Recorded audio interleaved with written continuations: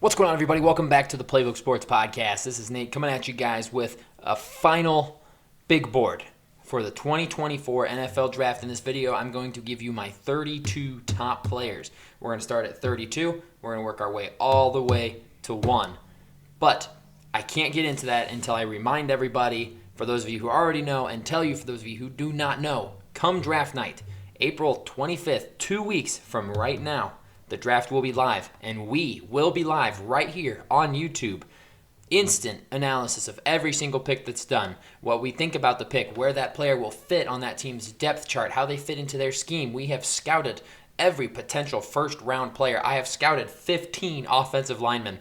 No, there will not be 15 offensive linemen taken in the first round, but sometimes you get a Cole Strange that drops in at the end, and you've got to be ready for that. You are not going to want to miss this one. We are doing giveaways all night long. We're going to be giving away Amazon gift cards. We're going to be giving away draft hats, and there will be one lucky winner at the end of the show, at the end of the draft, when pick 32 is announced. Someone that is subscribed to the channel and in the live stream at that time will win an NFL jersey of their choice. Team, color, whatever jersey you want from Fanatics.com, player, we will make it happen for you. That will all be done the night of the draft. You have to be subscribed to the channel to be eligible for the giveaways. Just come hang out. It's going to be a ton of fun. We'd love to talk to you guys in the comments section. We'd love to just include it. We're just going to be sitting there, having some food, having some drinks, watching the draft, and talking about everything that's happening while giving you guys free shit. All you have to do is click that big red subscribe button and just come hang out. It's going to be a ton of fun anyways. You don't want to miss this. Anyways, let's dive into my big board. And I've got some kind of surprises here towards the end. Feel free to let me know where you disagree. Number 32, I'm starting off strong. I'm going linebacker, Edgerrin Cooper out of Texas A&M. Some people have Peyton Wilson as the number one linebacker in the class.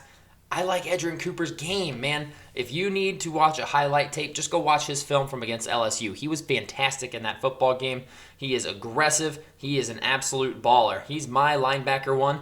Peyton Wilson is good. It's either Peyton Wilson or Peyton Turner. I think it's Peyton Wilson. The NC State linebacker with the first name of Peyton. He's my linebacker too. Spoiler alert, I did all the scouting for the linebackers in this draft. But Edgerrin Cooper's my favorite. He's an All-American linebacker, 3-down linebacker.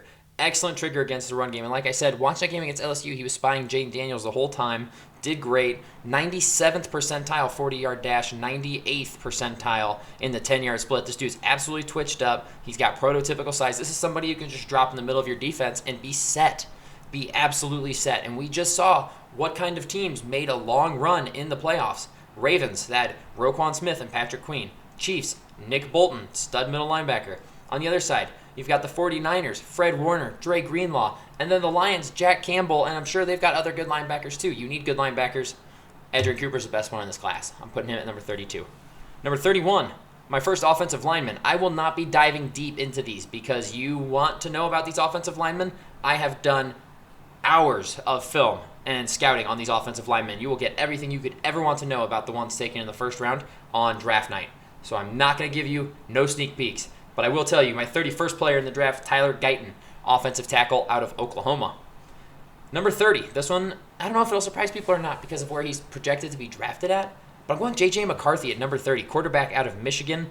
Early on in the draft cycle, this is about where I thought he'd be taken, a team trading into the first round to get that fifth-year option, but he is getting massive buzz. Top 10, top 5 buzz. I don't see that. I don't see that. I know you have to have a QB in the NFL in order to compete, but has McCarthy shown that he can do it as a top 5 pick?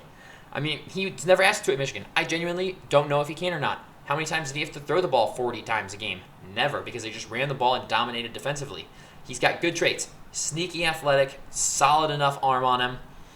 Can he play like a top 5 pick quarterback will be asked to play year one? I don't know. It'll be interesting to see it, but I do think he's good enough to be a first-round caliber player. Again, all the traits line up for it. And he's won. At the end of the day, I mean, he's a winner. He's done nothing but won in college, so that will translate to some degree. But is he worth a top 5 pick? I don't think so. He's my 30th player on my big board. Number 29, kind of low for this guy. I was a lot higher on him earlier on in the year. Cornerback, Nate Wiggins out of Clemson. Super athletic, great length for this position. A 4.28 840, unbelievable speed for him. He can keep step with anybody. Very talented cover 3 corner. Pretty good recovery speed as evidenced by that 40-yard dash, but he is not good against the run at all. And he's not super aggressive, and that scares me because he's skinny. He is 6'1", 6'2", 170 pounds. He is rail thin, very skinny for that height. It reminds me a lot of Emmanuel Forbes coming out last year. I remember thinking that guy is going to get absolutely bullied by bigger receivers, and Emmanuel Forbes struggled. I hope that's not the case for Nate Wiggins. Hopefully he can get into an NFL weight program, put on some weight, and keep that explosiveness. But for now, he's my 29th ranked player. Moving on to number 28. I'm going with safety. My only safety on here, Tyler Nubin out of Minnesota. Excellent ball skills as a safety. Prototypical size you like to see. He's about 6'1", 200 pounds. Great at triggering whenever he sees the pass released. Closing speed is fantastic. Covers wide receivers like in the slot. He can play slot. He's a very similar prospect to Brian Branch. I don't think he's quite as good as Brian Branch, but I had Brian Branch as a top 15 player last year, so that's not exactly a slight. Needs to work on run support, gap assignments a little bit. He's a little over-aggressive sometimes, and you'll see that in his film. But he has all the tools to be a long-term starting safety in the NFL. He's safety 1 in this class for me. Number 27, I'm going wide receiver Adonai Mitchell out of Texas University. Great frame, great athlete. 4'3", 440, a 1.52 10-yard split. Those are both fantastic numbers, especially at his size, about 6'3". Very, very good route runner. He excels against off-ball man coverage, so where the corner's playing off of him, not press man, which he actually struggles with a little bit. He's very quick out of his stance, able to get up on the defender's toes quickly, especially if they're off ball. However, like I said, he struggles against those physical press man corners, those in-your-face guys. And every team's going to have one, and they're going to put him on him. That's his problem. He's going to have to develop a good release move in order to be successful. I think he can do it, and if he can, he's going to be very hard to stop. So I've got Adonai Mitchell at number 27, which leads me to number 26. I'm going with edge rusher out of Penn State, Chop Robinson, athletic specimen. 4'8", 40 at 6'3", 254. My God. Have fun getting in front of that or getting hit by that?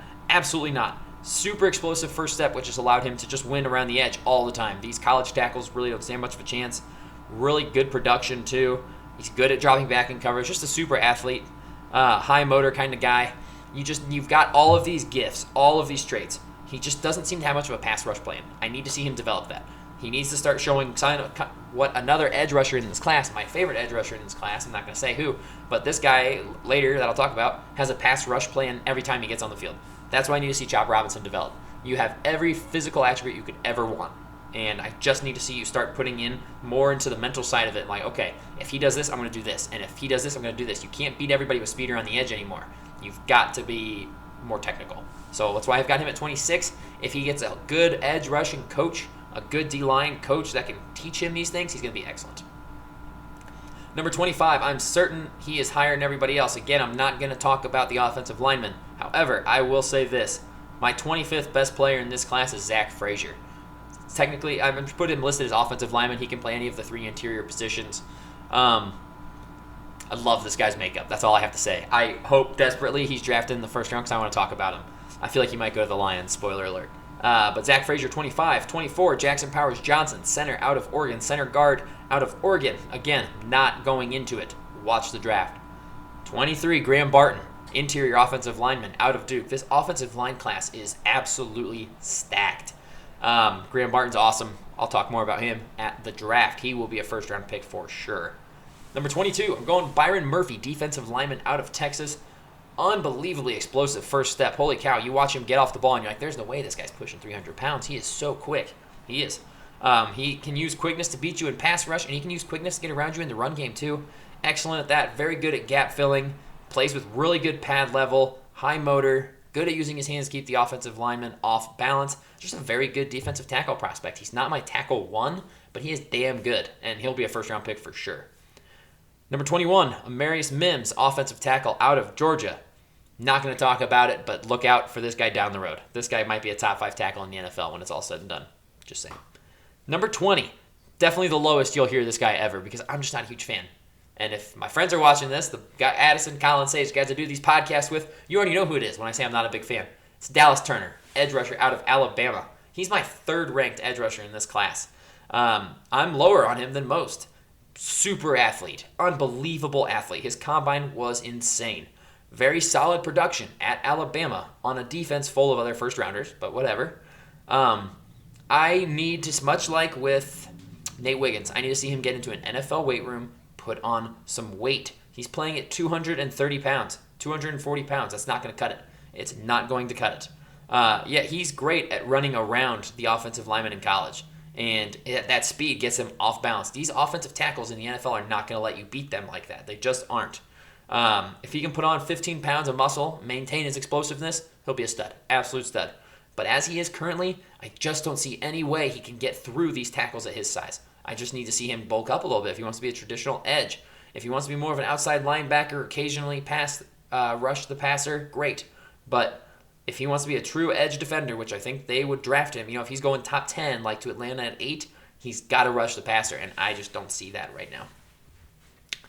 19. Again, somebody that I'm probably lower on than most, quarterback Jayden Daniels out of LSU. Super athletic. He's going to be a top 3 pick, whether you like that or not. Quarterbacks get pushed up the board. He had an unbelievable season at LSU. I just have some reservations about his overall weight. It's about 200, 210 pounds. No, he has not missed any games. He played 30 straight games in high school. He only missed 2 games in college. He has not missed any time, which has been a blessing, but he's also been playing against college players and high school players. He's going up against full-grown men that hit you at unbelievable speeds with unbelievable strength. He's 210 pounds. He's 6'3". He's super quick, but he just cannot take the big hits. And also, he flew up draft boards this year, but look at the team around him and how much of it was him. Can he elevate a bad team, or was this Brian Thomas Jr. and Malik Neighbors and a good offensive line? I don't know. We'll find out more when Jayden Daniels comes and probably goes number 2 to Washington. If not number 2, probably number 3. Number 18, I've got my second edge rusher, number 2 in the class, Jared Verse, defensive end out of Florida State. Explosive first step, solid pass rush plan every time. He's got good functional strength and a high motor. Needs to work a bit on the run defense, but otherwise I think he's got all the tools to be a Pro Bowl caliber defensive end. Jared Verse is awesome. He was a predicted top 10 pick coming into the year. Not a fantastic year for him, but Florida State had players all over the place, so he wasn't asked to make all the plays all the time. But I do think he could be really, really good, especially if he goes to the right place.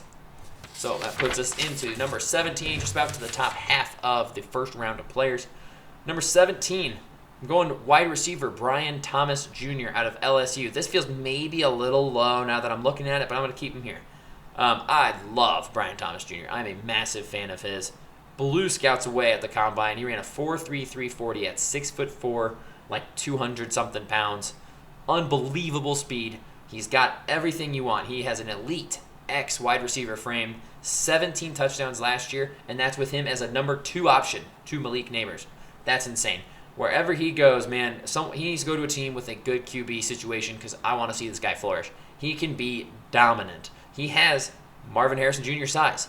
He doesn't have Marvin Harrison Jr. production, but he's got the size and athleticism to do exactly what he did, and he is probably a better athlete too. So I think Brian Thomas Jr. can be fantastic. I hate seeing it mock drafts. Please, for the love of God, do not let him go to Buffalo at 28. That'd be bad news. Don't do it. 16, top half. I'm going Cooper DeJean. I have him listed as defensive back out of Iowa. Not a corner, not a safety. He could play both. He's a lot like Minkah Fitzpatrick coming out, where it's like he can play any of these positions, and he will do very well. Let's just commit to one and not have him play safety and then step up and play corner. Let's let him commit to a position and be elite at it. Excellent eyes. Excellent overall awareness. Uses the sideline to help pin receivers, which is why I think he can be a corner. He shows really good instincts at the corner position. Very, very good against the run. Another reason why some people are like, safety. He can be an in-the-box safety. You just put him out there. You put him out there anywhere on the defense, and he's going to do really well. I like his fit to several teams. I wouldn't mind seeing the Ravens get him, or even the Dolphins get him, I should say. Ravens don't need him. Dolphins, because we have Anthony Weaver now, and Cooper DeJean could play like a Kyle Hamilton-like role in that defense if we wanted him to. Cooper DeJean's awesome. Unbelievable athlete, 4.4 340. He could play anywhere in the defensive side of the ball and be excellent. Number 15, I'm going with Jerzon Johnny Newton, defensive lineman out of Illinois. He is an elite hand-fighting defensive tackle. Do not get in a knife fight with him. He will win. He kind of reminds me of Aaron Donald a little bit. A little bit undersized. Excellent foot speed to beat the bigger interior offensive lineman. He's going to get these guys on their front foot trying to lean into him, and he's just going to slap them aside and go right by him.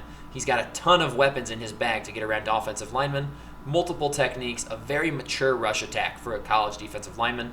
Very good at generating pressure up the middle. He may drop a little bit in the draft because he's got shorter arms than what you would love to see, but he is talented. He is very, very good. I love Johnny Newton. He will be very good in the NFL. 14, I'm going Troy Fatanu, offensive lineman out of Washington. Watch the draft for my breakdown on him. This guy's a freak. So is this, and then 13, Olu Fashanu, offensive tackle out of Penn State. Super talented. He's fallen a lot, as you can tell. He started the year as like a top 5 pick consensus. He has dropped a good bit. Still a stud. You'll find out more about him come draft night. Number 12, my favorite edge rusher in the class has been the entire cycle. I have not switched up. It's Laiatu Latu, edge rusher out of UCLA. No, not the freakiest athlete in the class, but he has, by a mile, the best pass rush moves in the entire class. He always has a plan, and a plan B, and a plan C. He will figure out a way to beat you after a few reps.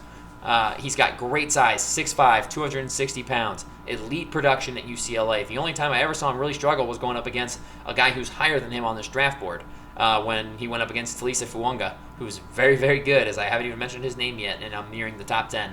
But the only concern with Laiatu Latu is his injury history, but he's played 2 straight completely healthy seasons. UCLA medically cleared him to play. He's good to go. He's an absolute stud. He's going to be awesome at the next level. He's a 10 sack a season kind of guy, in my opinion. Huge fan of Laiatu Latu. Number 11, we've got a cornerback, Terrion Arnold out of Alabama. 6 foot tall, 190 pound, All-American cornerback. Elite athlete, can play man and zone effectively. Very, very good lateral agility, very good at mirroring the wide receiver across from him, and he's able to disrupt their release. He's got very fluid hips, good ball skills, strong against the run too. Not many flaws in this guy's game. Very good case to be CB1 in this class. It's all about personal preference. But I got Terrion Arnold just missing out on top 10 and just missing out on corner 1 because corner 1 is player number 10, Quinion Mitchell out of Toledo. He's prototypical size corner. Excellent athlete, fantastic ball skills. His ability to recognize the route the receiver is running early on in the progression of the play is unparalleled. It is unmatched by anybody else in this class. It is unbelievably good. He's great at attacking receivers' hands as they go up for the ball and knocking that ball out. He doesn't always try and go for the pick. He will go up and knock your hands apart so you cannot hang on to that football. Very, very good at undercutting routes. He can be too aggressive. He takes those home run swings, which will allow big plays to happen. That's the risk you take. But I don't think the Cowboys regret it when Trevon Diggs goes for a pick and 1 out of 7 times he gets beaten for a touchdown, but he gets picks or pass breakups the other 6. Some corners will let them catch the ball and tackle them and hope to jar it loose and give up 20 yards and 5 catches. Quinion Mitchell will give up the 70-yard touchdown, but he will pick you off 2 or 3 times as well and make up for it. Love his game. He's my CB1. I've been huge on him all year, and it's been fun to watch him just fly up the draft boards. Earlier in the draft season, I was one of the first people to mock him in the first round, and then he is now, arguably corner 1 or 2 in most people. So, big fan of Quinion Mitchell at 10. Number 9, going wide receiver Rome Odunze. Height, weight, speed. He's got everything NFL teams look for. Actually bulked up this past offseason, put on about 15 pounds just to be a little more physical and to withstand and endure an NFL season or a longer season. Played the whole year, did great, dominates at the catch point, fantastic route runner. He's got star potential, man. He's got every athletic gift you could want. Very savvy route running. Fantastic ball skills. Could be a wide receiver 1 in several classes. Would have been wide receiver 1 in last year's class. Hands down. Number 8, going offensive lineman, Talise Fuanga out of Oregon State. Yeah, I love this guy. He's going to be amazing if they play him at guard or tackle, wherever he gets drafted. That's all you get. Number 7, I'm going quarterback out of North Carolina, Drake May. Cannon arm quarterback. Sneaky athlete. Can scramble. Has some good speed to him. He's got that prototypical QB size. Big, tall guy, able to beautifully layer in some throws. Watching his film was fun because he can slam a ball into a tight window, right? He's got half a yard of separation. That ball needs to be there 2 seconds ago. He'll get it there. Or he can just float one in right where it needs to go. Drake May is fantastic. His last year was not the best, 2023 for North Carolina. His surrounding team was terrible. The team around him was no good. Look at the year before, 2022. He was fantastic. He is not taking a step back. He's going to be awesome. He may need some time to develop just a little bit. Maybe he's not ready to start day 1 or not ready to elevate a bad team. Build around Drake May, and you will not regret it. He does need to be willing to take the check down a little bit more, and his lower half mechanics are a little dicey at times. He gets a little happy feet, doesn't put the torque into it you want to see, so he needs some things to work on. He's not perfect, but he's going to be damn good. Big fan of Drake May. Number 6, going Brock Bowers, tight end out of Georgia. He is as good of a tight end prospect as I have watched in a very long time, and I loved Kyle Pitts. Kyle Pitts was more of the receiver type. Brock Bowers can do it all. Brock Bowers isn't huge, 6'3", 230, 240 pounds. Not a massive guy by any means. I don't even know if he's that heavy. But he can do everything. He would be tight end 1 in most draft classes in NFL history. He can not only catch everything thrown his way, he goes and gets the ball. He doesn't think, okay, I'm going to catch it, tuck, and absorb the hit. He catches it and seeks out contact. He is fun to watch. His tape was so fun to watch. He can block so much better than you would think when you look at him. He's not this massive guy, but he will move you. He is a lot like George Kittle. He reminds me a lot of George Kittle. He is going to be fantastic. If he goes somewhere where and his rack, his ability after the catch, you put the ball in his hands, he is so good with the ball in his hands. If he goes to a team that can maximize that, forget it. He is going to be an elite tight end in the NFL for years to come. I would love it for Bobby and the Colts fans if the Colts were to make a move and get Brock Bowers. Him and Anthony Richardson would be fun. Number 5, we're getting into the top 5 here. I've got, 2 offensive linemen, 2 receivers, and a QB. Number 5, I'm going J.C. Latham. Again, not diving into it. If you think that's high, I don't care. We'll talk more about it on draft night. This guy's a freak. Number 4, Joe Alt, offensive lineman out of Notre Dame. 6'9", 321 pounds. He's just fantastic. That's all you get out of me right now. If you want to know more about these offensive linemen, guys, I cannot stress this enough. Just come hang out on draft night. Both of these guys are going to go in the top 10. There could be 3 offensive linemen in the top 10. I will tell you everything you can want to know about them, and then some. Number 3, I'm going Malik Neighbors. One word pops to mind when I talk about Malik Neighbors, and it is electric. You get the ball in this guy's hands and just watch him go to work. Seeks out contact. He will go through you, but can make you miss just as easily. A precise route runner, excellent at going up and getting contested catches. His timing is unbelievable. He's only 6 feet tall, and he will just go up over you and pull that ball down. He is fantastic. He will dominate in the intermediate and short areas, but he's also got the speed to be deep. He is a true 3-level threat at the wide receiver position. He would be wide receiver 1 in a lot of classes if it weren't for another player in this class. Malik Neighbors is going to be amazing. He is an amazing wide receiver prospect, and someone is going to get an absolute stud in this guy. Number 2, final 2. Number 2 is Caleb Williams, quarterback out of USC. He's been quarterback 1 in this draft class since he took over halftime of the Red River rivalry game his freshman year when he played at Oklahoma. I mean, what can't he do? What can't he do as a quarterback right now? Played behind a horrible offensive line at USC and still put up great numbers. If the Bears take him at 1 behind that offensive line, which is getting better, and with those weapons, we will get to see what Caleb Williams can truly do, and that is a scary thing for the rest of the league. That's Josh Allen level good, in my opinion. He's a very solid athlete, special arm. He makes crazy plays on the move. He plays a lot of hero ball, and that can be scary. You cannot do that in the NFL. You've got to simmer down at least a little bit. You can some, but you can't do it all the time. He needs to learn to play within the structure of the play. Stay here, stay in the pocket, wait for him to get open, and then go. He will, if the first read's not there, sometimes you'll see him start getting a little antsy and he'll start trying to run around. You don't always have to be Houdini. Sometimes you just got to take what's there. And I love that he's looking for the home run ball. He's going to make some mistakes in the NFL. He's going to throw a number of picks his rookie season. I would bet over 10 at least. I would say 10 to 15 is a fair range for him. But if he starts recognizing when a play isn't working and just takes the check down or throws it away, he's going to be an elite quarterback. He has all the tools to be an elite quarterback. If the coaching gets it right, if the offensive coordinator Shane Waldron gets it right, Caleb Williams can be fantastic, without a question. Which leaves number 1, Marvin Harrison Jr. This is an alpha receiver. This is A.J. Green, Julio Jones. This is what you're getting in this guy, and you should want that. 6'3", 210 pounds. He's the prototypical size for an X-receiver. He's a nuanced route runner from multiple alignments all over the field. He can play anywhere, line up anywhere. He plays like he's already been in the NFL for 10 years. The things he does are so subtle, and it works so well. He sets you up, plays in advance for a double move he's going to hit you on, and he's gone. He is so smart. He is unbelievably confident, especially when he's high-pointing a ball. Watching him go up and get it, there's just this overall sense he's going to catch that. He's going to catch it because he's that damn good. He's unbelievable. He has vice grip hands. If he gets his mitts on that ball, it's his. You're not getting it out. It is his ball. He's good after the catch. I mean, maybe he's a perfect wide receiver prospect. He's damn close. If he was a little faster, perfect wide receiver prospect. I mean, you take him and you put him in a draft class with Jamar Chase and Justin Jefferson, Marvin Harrison goes first. He goes before both of them. I think he has potential to be the best receiver in the league. He is going to be. People think he's like Devontae Adams but bigger, and that's terrifying. He is going to be one of those guys where we're like, damn, this kid is unbelievable.